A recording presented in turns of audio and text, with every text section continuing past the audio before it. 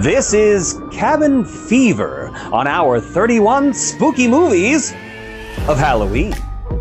Cabin Fever is Eli Roth's directorial debut, and it's a wild ride of flesh-eating bacteria, poor decision-making, and questionable life choices. The plot revolves around a group of college friends who rent a remote cabin in the woods for some good, clean fun. That never works out. Why do they keep doing that? Because, for example, they end up having none of that. None at all. Things go horribly wrong, big shock there, when they come into contact with a man infected with a highly contagious, skin-melting, flesh-eating disease. One by one, the group succumbs to paranoia, bad decisions, and gruesome deaths as they fail to prevent the infection from spreading both within their group and to the locals. Now, the real lesson here, which I've been preaching from the very first time that I saw this movie, is that if this group of idiots had done the right thing from the start, like just helping the infected man instead of freaking out, setting him on fire, and letting him spread disease like cooties all over the place, they'd probably just walked away with nothing more than a bad sunburn and a good story. But as Homer said, the best stories come from bad decisions. Not that Homer. Cabin Fever proves sometimes your worst enemy isn't a flesh-eating virus or angry locals with shotguns, but it's your own stunning inability to make a single good moral decision. Eli Roth delivers a masterclass in how to die horribly while screaming 101 in his debut film, offering us a morality play disguised as a gore fest. You see, at its core, Cabin Fever isn't just about rotting skin, it's about rotting ethics. If the characters had simply chosen not to burn a dying man alive or managed to keep their cool for more than 5 seconds, they probably would have lived to tell the tale. But where's the moral lesson in survival? That's not fun. And it's not just the main characters, but also the supporting characters of the nearby town who abandon their morality and end up paying the price for it too. This movie's amazing. I don't believe that there are people out there who haven't gotten this yet.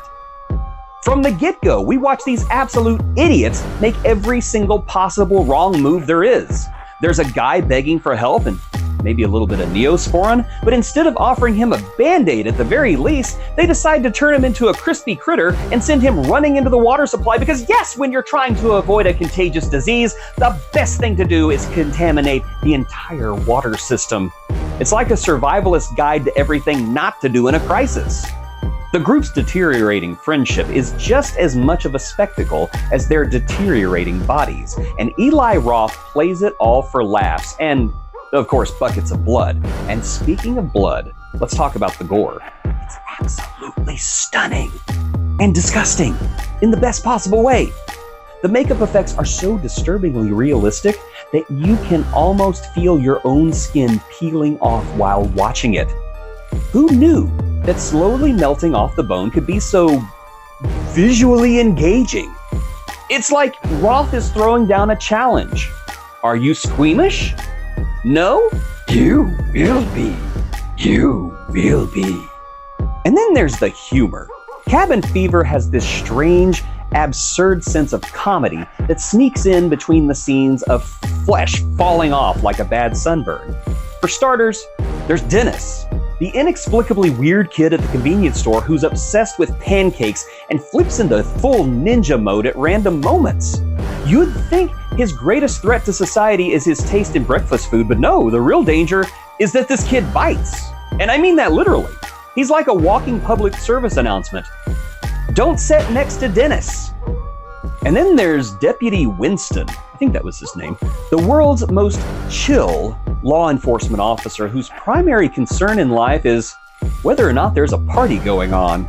The guy's in the middle of a flesh-eating plague, and all he wants to know is where the keg is. He's like the dude you call when you need someone to simultaneously ignore reality and hand you a beer.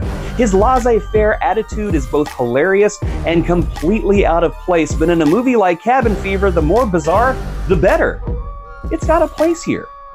It's got a place. The whole movie teeters on this weird balance of tension and absurdity.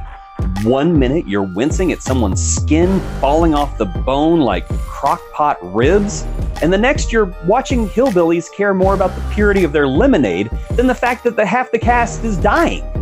It's this juxtaposition that makes Cabin Fever so delightfully messed up. At its core, Cabin Fever is a brilliant cautionary morality play about the dangers of stupidity and decaying morality. If the group had done the sensible thing like quarantining themselves or, not murdering random strangers asking for help, this could have been a fun weekend trip to the woods, but instead, we get a glorious, gory disaster of poor choices, skinless bodies, and one very regrettable encounter with a razor. Ew. In conclusion, Cabin Fever is a horror gem with some serious bite. Looking at you, Dennis. The effects are disgustingly top-notch, the humor is weirdly wonderful, and the moral of the story is clear.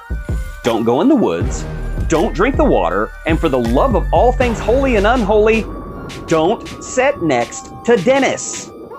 And that is why Cabin Fever should infect your list of 31 spooky movies of Halloween.